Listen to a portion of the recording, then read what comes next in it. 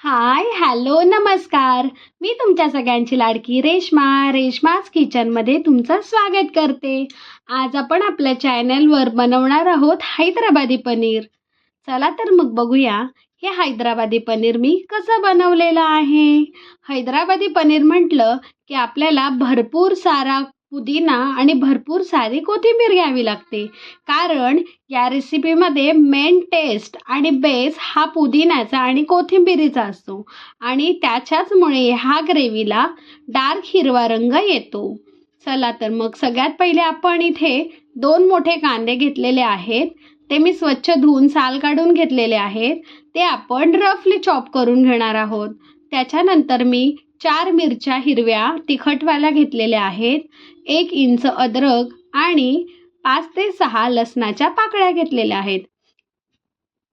एक पॅन गरम करून त्याच्यामध्ये तेल टाकून मी त्याच्यामध्ये कांदा, लसूण, अद्रक, मिरची हे सगळं छान फ्राय करून घेणार आहे. कांद्याचा रंग बदलेपर्यंत आपल्याला हे छान फ्राय करून घ्यायचं आहे. कांद्याचा लसणाचा रंग बदलला की मग आपण हे सगळं एका मिक्सरच्या भांड्यामध्ये काढून घेणार आहोत. पण हे गरम गरम असताना वाटायचं नाही. जर गरम गरम असताना आपण वाटलं तर आपण त्याच्यासोबत कोथिंबीर आणि पुदिना वाटणार आहोत. त्याचा रंग हिरवा येण्याच्या ऐवजी काळा येऊ शकतो. म्हणून हे सगळं छान आपलं ब्राउनिश कलरचं झालं कांदा लसूण की मग ते आपण बाहेर काढून थंड करून घेणार आहोत आणि थंड झालं की आपण मिक्सरच्या भांड्यामध्ये वाटून घेणार आहोत. ते थंड होईपर्यंत आपण पनीरला छान गोल्डन ब्राऊन कलर येईपर्यंत फ्राय करून घेऊया. त्याच्यासाठी मी एक नॉनस्टिक पॅन घेऊन त्याच्यामध्ये तेल टाकून तेल गरम करायला ठेवलेलं आहे. तोपर्यंत मी पनीरचे तुकडे करून घेत आहे. या रेसिपीमध्ये पनीरचे तुकडे थोडे मोठेच ठेवायचे म्हणजे दिसायलाही छान दिसतं. आता आपण एक एक करून पनीरचे तुकडे चांगले गोल्डन ब्राऊन होईपर्यंत फ्राय करून घेऊया.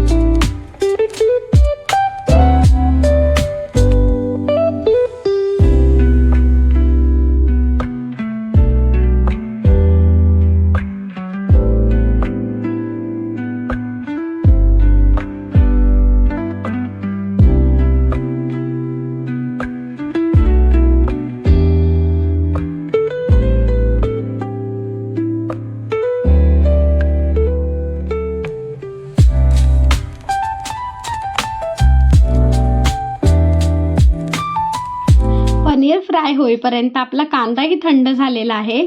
आता त्याच्यामध्ये आपण भरपूर सारा कोथिंबीर आणि पुदिना घालून छान स्मूथ वाटून घेऊया. आणि पनीरही फ्राय करून झाला. तो पनीर फ्राय करून झाल्यावर आपण एका पाण्यामध्ये म्हणजे एका बाउलमध्ये पाणी घ्यायचं आणि त्याच्यामध्ये फ्राय केलेलं पनीर घालायचं. म्हणजे काय होतं की पनीर आहे ना आतमधून कडक होत नाही, सॉफ्ट राहतं आणि खायला छान वाटतं. म्हणून पनीर फ्राय केल्यावर पाण्यात टाकायचं म्हणजे त्याचं सॉफ्टनेस चांगला कॅरी होतो.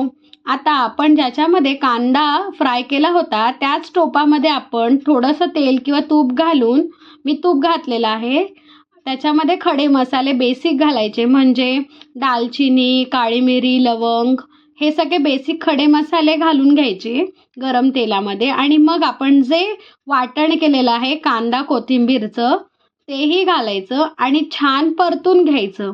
आता हे छान परतून घेणं खूप गरजेचं आहे म्हणजे जो आपला कोथिंबीरीचा आणि पुदिन्याचा जो कच्चा फ्लेवर आहे तो निघून जातो. आता ह्या ग्रेव्हीमध्ये मसाले आपण असे डायरेक्ट घालणार नाही आहोत. 1 वाटी मी दही घेतलेलं आहे आणि दह्यामध्ये मी लाल मसाला, हळद, गरम मसाला, किचन किंग मसाला घालून चांगलं फेटून घेतलेलं आहे. आता हे मिश्रण आपण त्या ग्रेव्हीमध्ये घालून तीही चांगलं शिजवून घेणार आहोत. शिजण्यासाठी आपण हे सगळं टाकल्यावर मिक्स करून त्याच्यावर एक झाकण ठेवणार आहोत. म्हणजे काय होईल, की ते छान शिजेल आणि त्याला छान तेलही सुटेल.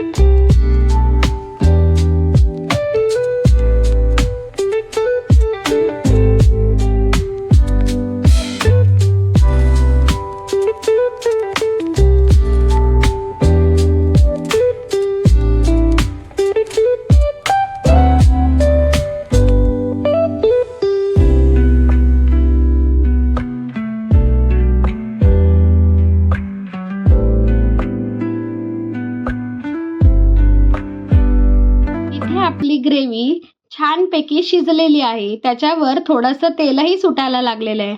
आता आपण ह्याच्यामध्ये 2 चमचे फ्रेश क्रीम घालून तीही छान मिक्स करून घेणार आहोत. आणि हे सगळं छान मिक्स झालं, एक बॉईल आला, की मग आपण जे पनीरचे तुकडे फ्राय केले होते तेही ह्याच्यामध्ये घालून तेही पनीर ह्या ग्रेव्हीसोबत छान शिजवून घेणार आहोत. आणि हे सगळं छान शिजलं की मग आपण त्याच्यावर एक तडका देणार आहोत. हा तडका टोटली ऑप्शनल आहे. तुम्हाला जर नको असेल ही ॲज सच अशीच सर्व करायची असेल तर तुम्ही अशीही सर्व करू शकता. पण मला त्याच्यावर तडका घालायला खूप आवडतं. त्याच्यामुळे तो तडक्याचा लाल रंग या भाजीवर छान दिसतो आणि फ्लेवर अजूनच वाढतो. आता बघा, ह्याला पनीर घातल्यावरही खूप छान बॉईल आलेला आहे. आता आपण ह्याच्यावर मिरचीचा तडका घालणार आहोत. मिरचीचा म्हणजे काश्मीरी लाल मिरची पावडरचा तडका घालणार आहोत. आता ही भाजी आपण एका बाजूला उतरून घेणार आहोत आणि दुसरं फोडणी पात्र ठेवून ते गरम करून घेणार आहोत. गरम करून झाल्यावर मी त्याच्यामध्ये थोडंसं तूप घातलेलं आहे. तूप गरम झालं की त्याच्यामध्ये आपण काश्मीरी मिरची पावडर घालणार आहोत आणि ती लगेच जळू शकते. त्याच्यामुळे तेल अतिशय वाफ येईल इतकं गरम नाही करायचं, थोडंसंच गरम करायचं आणि लगेचच हा तडका भाजीवर घालायचा, म्हणजे तो करपत नाही आणि त्याचा लाल रंगही खूप छान येतो. आणि थोडंसं मिक्स करून घ्यायचं आणि त्याच्यावर अजून आपण थोडीशी फ्रेश क्रीम घालून घेणार आहोत आणि आपली हैदराबादी पनीरची रेसिपी सर्व करणार आहोत. तुम्हाला ही रेसिपी कशी वाटली ती नक्की कमेंट करून सांगा. रेश्माज होम किचन या यूट्यूब चॅनलला नक्की सबस्क्राईब करा, लाईक करा, शेअर करा आणि माझा व्हिडिओ पाहत राहा.